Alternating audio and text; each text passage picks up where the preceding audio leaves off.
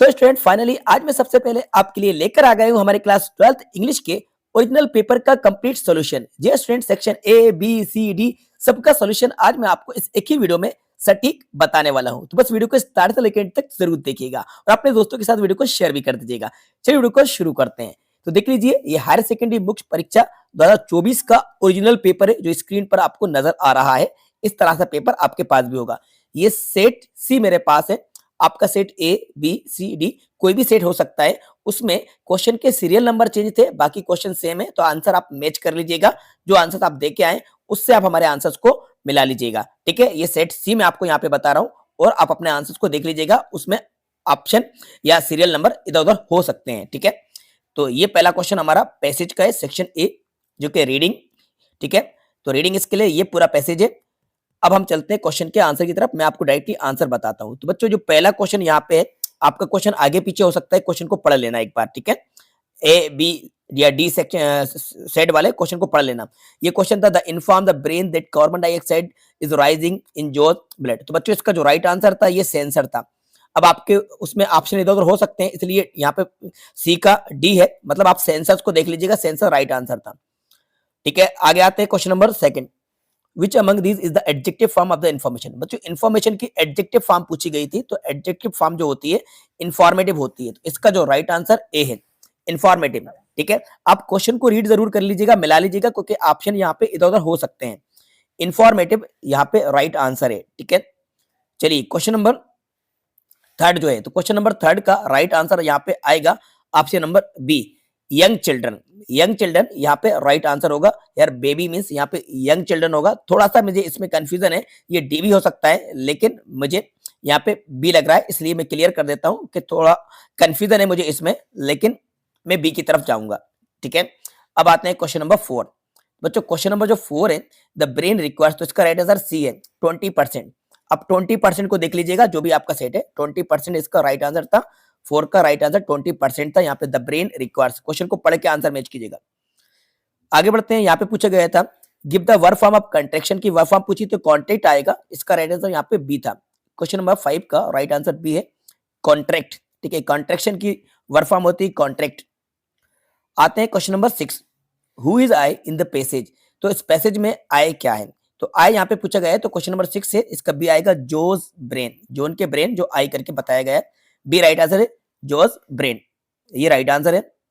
Question number 7, the weight of the brain is, तो बच्चों इसका राइट आंसर सी है, 1.5 kg। जी हाँ, जो हमारा ब्रेन होता है, ह्यूमन ब्रेन होता है, वो लगभग 1300 या 1200 ग्राम का होता है। 1200 या 1300 ग्राम का होता है। तो इसको 1.4 या लगभग 1.5 किलो कहा जाता है। ये स्टार्टिंग में ही कहा गया था 1.5, तो 1.5 यानी पे ये 1.5, ये राइट आंसर होगा, ऑप्शन नंबर सी में था। क्वेश्चन नंबर 8 आते हैं, जोज ब्रेन इज जोज। तो जोज ब्रेन क्या है भाई, ऑल ऑफ दीज है। जोज की पर्सनालिटी भी है और इसका रिएक्शन भी है और मेंटल कैपेसिटी भी है। ऑल ऑफ दीज इसका राइट आंसर था। ठीक है, क्वेश्चन नंबर 9 की तरफ आते हैं, द ब्रेन शिफ्ट, यहाँ पे गियर्स राइट आंसर होगा। The brain shift gears when something dangerous happen. Gears बिल्कुल राइट आंसर है, 100% राइट आंसर है। सिर्फ एक ही में मुझे कंफ्यूजन था, बाकी मैंने आपको बता दी सभी आंसर 100% करेक्ट है। और ग्रामर तो आपको बिल्कुल 100% बताने वाला हूँ correct. Question number 10, years tongue and fingers collect only information. Right answer होगा इसका बी, राइट आंसर है इंफॉर्मेशन। ठीक है, ये राइट आंसर है। अब मैं एक चीज आपको और क्लियर कर दूं, ये जो पैसेज लिया गया है, ये एमपी बोर्ड की जनरल इंग्लिश के चैप्टर 7 से लिया गया है। पहले क्या होता था कि पहले जनरल इंग्लिश भी चलती थी, हिंदी मीडियम की अलग थी, इंग्लिश मीडियम की अलग थी।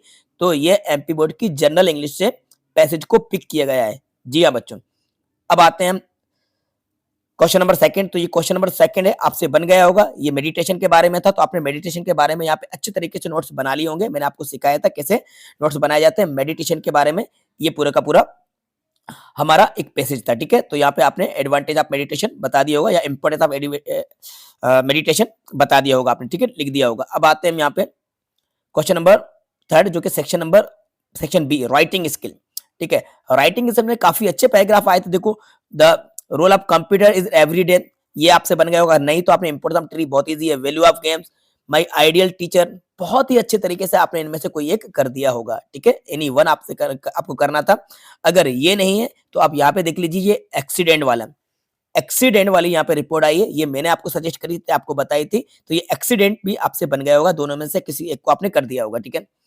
इसके बाद अब यहाँ पे आते थे, तो ये देख लीजिए नोटिस आया हुआ है, आपका notice for house captain, notice आपने करा होगा, नोटिस नहीं करा होगा तो आपने ये बम ब्लास्ट वाला पोस्टर बना दिया होगा, design an attractive poster on behalf of Indore police to educate and warn the people against the unclaimed articles like dog स्टिफिंग।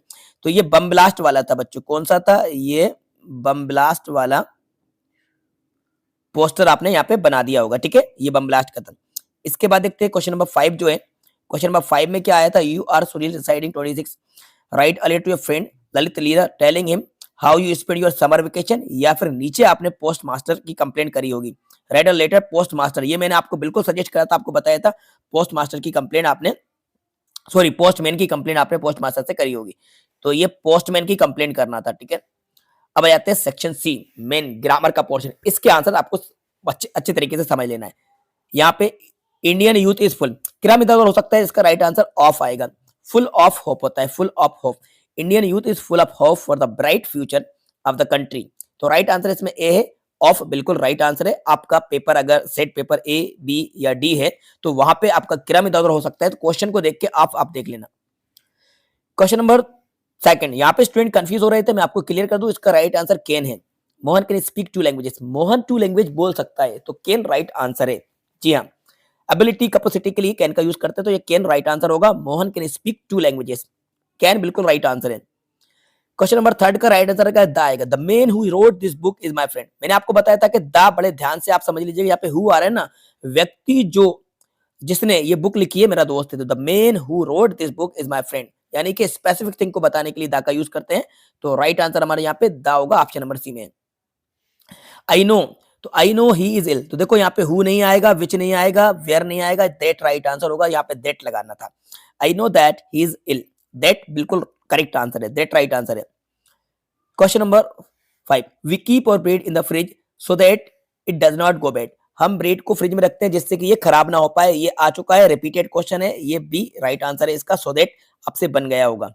Milk do you buy daily, तो बच्चों हाउ के साथ मच का यूज किया जाता है, मैंने आपको बताया था, सिंगुलर अनकाउंटेबल नाउन के बिफोर मच का यूज होता है, तो हाउ मच मिल्क आएगा, हाउ मच। देखो सेम टू सेम क्वेश्चन नहीं आते हैं, क्वेश्चन चेंज होकर जरूर आए हैं, लेकिन ग्रामर का लेवल वही रहा है जो मैंने आपको बताया था। अब आप सोचेंगे कि sir same to same question क्यों नहीं आए, सेम टू सेम आते भी नहीं है, थोड़ा बहुत चेंज करके आते हैं, लेकिन टॉपिक तो वही है जो मैंने आपको बताए थे।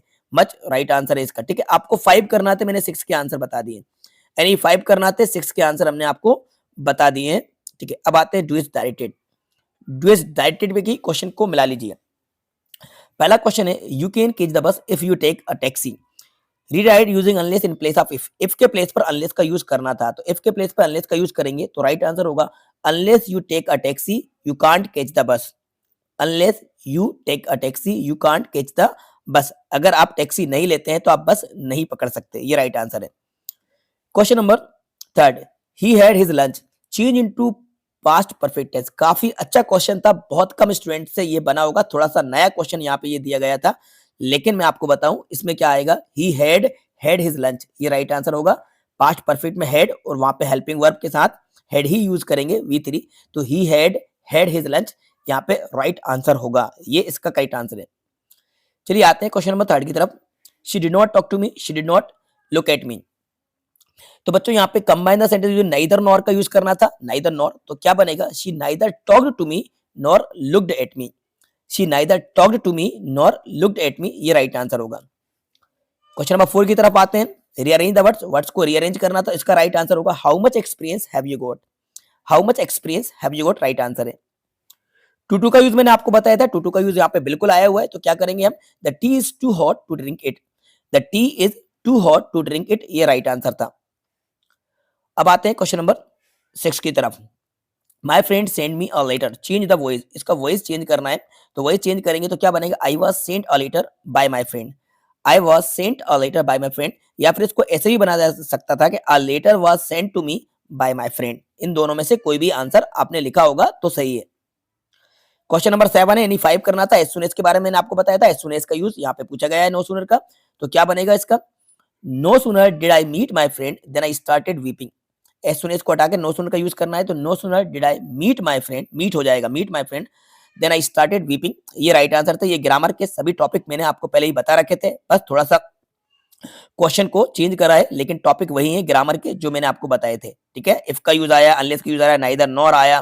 ठीक है, टू टू का यूज आया, पैसिव वॉइस आया, एज सून एज का यूज आया, ये सब वही है। 7 है, 5 करना थे। अब ये क्वेश्चन है, ये 100% वही क्वेश्चन आए जो मैंने आपको गेसिंग में ऑलरेडी बता रखे थे। Why has the mother been compared to the late winter's moon, सबसे important. What is the sadness, let the things of beauty, और what is the child longing, ये सभी क्वेश्चन मैंने आपको बता दिए थे। What does the third level, ये सभी क्वेश्चंस आपसे बन गए होंगे। Who is the tiger king, ये सभी क्वेश्चंस रिपीटेड क्वेश्चन थे, और इंपॉर्टेंट क्वेश्चन जो मैंने आपको प्रोवाइड कराए थे ये सेम वही क्वेश्चन है। एक भी क्वेश्चन आउट नहीं गया, आप मैच कर लीजिए, आपके पास गेसिंग होगी। ठीक है, ये वही क्वेश्चन है, देख लीजिए। आई थिंक ऑफ ब्यूटी कल ही मैं बता रहा था लाइव क्लास में, और ये सब क्वेश्चन आपने कर दिए होंगे। अब आते हैं हम एक्सटेट पे। क्वेश्चन नंबर 13 जो है आपका कुछ और हो सकता है, तो क्वेश्चन नंबर 13 पे आते हैं, एक्सटेट, जो कि हमारी फ्लेमिंगो बुक के लिए गया है, प्रोज के चैप्टर से। ठीक है, इसके आंसर मैं आपको बताता हूं। यहाँ पे पहला क्वेश्चन है, तो पहला क्वेश्चन ये है, हाउ मेनी डेलीगेट्स, तो इसका राइट आंसर ए है, 2301, 2301, ये राइट आंसर था, ये राइट आंसर था इसका। ठीक है, इसके बाद when did Rajkumar Shukla meet Gandhi ji, तो बच्चों इसका राइट आंसर आएगा इन 1916, 1916 में राजकुमार शुक्ला गांधी जी से मिला था। ठीक है, अब इसके बाद question number 3, give the similar meaning of the word. Peasant का मीनिंग पूछा है, फार्मर होता है। पीजेंट का मतलब क्या होता है, फार्मर होता है यहाँ पे, तो फार्मर इसका राइट आंसर था। चंपारण कहाँ पे, तो नियर नेपाल, यहाँ पे सेवाग्राम, लखनऊ और श्रीलंका, और ये नहीं आएगा, नियर नेपाल, यहाँ पे राइट आंसर था near Nepal. From which lesson, किससे लिए गए, इंडिगो। कल ही मैंने आपको बताया था कि चैप्टर फर्स्ट में से या चैप्टर 5 इंडिगो में से एक्सेट आ सकता है, तो 100% ये इंडिगो में से ही एक्सेट बिल्कुल पूछा गया है, बी इंडिगो से आया है ये। ठीक है, अब आते हैं फर्स्ट पोम से, ये हमारे पोम का एक्सटेट है, तो इसके भी आंसर हम आपको बताते हैं। The poet's is coming from, कहां से आ रही थी, हर पेरेंट्स होम से आ रही थी। तो बच्चों राइट आंसर था, ये क्वेश्चन नहीं आएगा, ये हर पेरेंट्स होम से आ रही थी। ठीक है, तो राइट आंसर इसका बी में था। क्वेश्चन नंबर सेकंड है, द वर्ड कॉप्स का मतलब क्या होता है, डेड बॉडी होता है। डेड बॉडी राइट आंसर है, डी राइट आंसर है, डेड बॉडी। ठीक है, डेड बॉडी बिल्कुल करेक्ट आंसर है। नेम द पोइट, तो कमला दास इसका राइट आंसर होगा, कमला दास थी। ठीक है, कमला दास को है अपनी माँ का दुख, याद आया कुछ। चलिए अब इसका बी, बी के आंसर देखते हैं। चीफ एस्ट्रोलॉजर यानी कि विस्तास से एक्सटेट लिया गया है, यानी कि सेकंड चैप्टर से एक्सटेट लिया गया है। The chief astrologer place his finger, तो बच्चों इसका राइट आंसर आएगा ऑन हिज नोज, जो कि ऑप्शन नंबर यहाँ पे सी में मिलेगा। ऑन हिज नोज, आपका ऑप्शन इधर उधर हो सकता है, क्वेश्चन को मिलाना, आंसर को चेक करना। On his nose right answer है। हाउ मेनी डेज, तो 10 डेज राइट आंसर होगा इसका, 10 days A, 10 days right answer था, 10 days. Question, the prince was born, तो बच्चों ये जो क्वेश्चन नंबर 3 है इसका राइट आंसर आएगा in the hour of the bull, in the hour of the bull, A right answer है, ए राइट आंसर था इसका, ए। फ्रॉम विच लेसन, किससे लिया गया है, ये द टाइगर किंग से लिया गया है। किससे लिया गया है, द टाइगर किंग से ये एक्सटेट लिया गया था, ऑप्शन नंबर सी है। ठीक है, इसके बाद ये क्वेश्चन है, what had been put up on the bulletin board, काफी इंपॉर्टेंट क्वेश्चन, सबसे ज्यादा इंपॉर्टेंट मैंने बताया था। What is Sahib looking for, बहुत ही अच्छा। Why was Douglas determined to get over his fear of water, what doubt did Edla have, ये सब क्वेश्चंस मैंने आपको ऑलरेडी बता रखे थे, ये सब वही क्वेश्चन है, 100% क्वेश्चन ये आपको यहाँ पे देखने को मिल रहे हैं ओरिजिनल पेपर में जो मैंने आपको बता दिए थे। ओके स्टूडेंट्स, तो आई होप ये वीडियो आपको पसंद आई होगी। अपने सभी दोस्तों के साथ आप इस पेपर को शेयर कर दीजिए, उनको इसका सोल्यूशन बता दीजिए, इस वीडियो को उनके साथ शेयर जरूर कीजिएगा। और एक अच्छी इन्फॉर्मेशन मैं आपको देने वाला हूं कि अब आप 12th के बाद कॉलेज में पहुंच जाएंगे तो मैं आपके लिए स्पोकन का कोर्स लेकर आऊंगा। कॉम्पिटिटिव एग्जाम की तैयारी करेंगे तो कंपटीशन की तैयारी भी हमारे चैनल पर कराई जाएगी, क्योंकि एक बार अब हमसे जुड़ गए हैं तो इंग्लिश ग्रामर या इंग्लिश स्पोकन का कोर्स हम यहाँ पे लॉन्च करेंगे, वो भी आपको यहाँ पे देखने को मिलेगा।